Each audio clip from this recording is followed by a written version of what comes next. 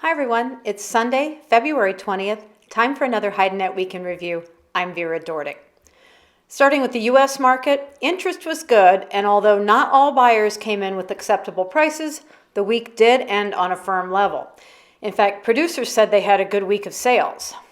There were some price increases, and Texas was one of the selections to go up.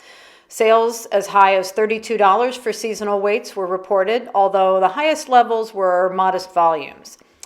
The cow sector is moving along with steady prices and good volume, although price levels are limited by where steers are right now.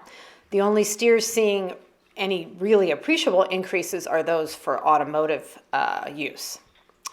Combined export sales for the week ending February 10th were 586,700, and that's almost double the previous week's total. We did hear that there was a chunk of delayed reporting involved in that number, so it's hard to tell what really was from that week or the week before. Combined shipments were also higher, up by 47% at 582,700. Slaughter for the week through Saturday, February 19th was up by just 4,000 head at 663,000, and this is the highest weekly total so far this year, surpassing last week. Turning to Europe, editor Andrea Guolo says that all eyes will be on Lineapel this week because prices there will be higher, and whether sellers actually get those prices will depend on demand. Andrea will be there for HideNet, so we'll have video updates during the week, so keep an eye out for those. In the UK this week, prices were firmer. The English 36 plus ox is selling easily at £1 10 cents sterling. On the other hand, in Ireland, a lack of quality is keeping a lid on prices, and the few sales concluded were at €1 per kilo. Looking at European bulls, Andrea says that there were few offers and prices were higher. For southern German bulls, prices are still at €1.65 per kilo, but northern bulls did see an increase. In France, sellers slapped some higher prices on their offers too. European cow prices are stable right now, and they're driven by furniture demand, but also stunted by a lack of footwear demand. In the veal sector, prices are stable right now, but probably will also be on the rise before too long.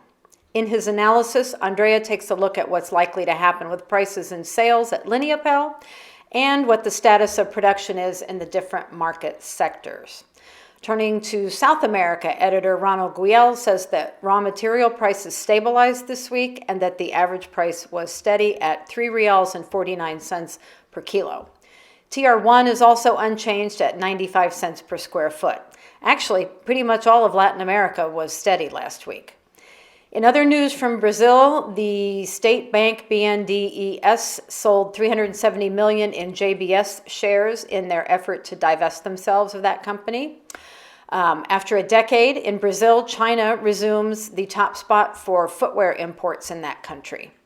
From elsewhere in Latin America, Argentine slaughter continues to contract. Colombia's footwear and leather sector recovers at the close of IFLS and EICI. In León, tanners are fearing for their safety amid constant thefts. And in Uruguay, the farmyard steer slaughter is more than double last year's for the month of January. So that's all we have for this week. And until next week, good night from HideNet.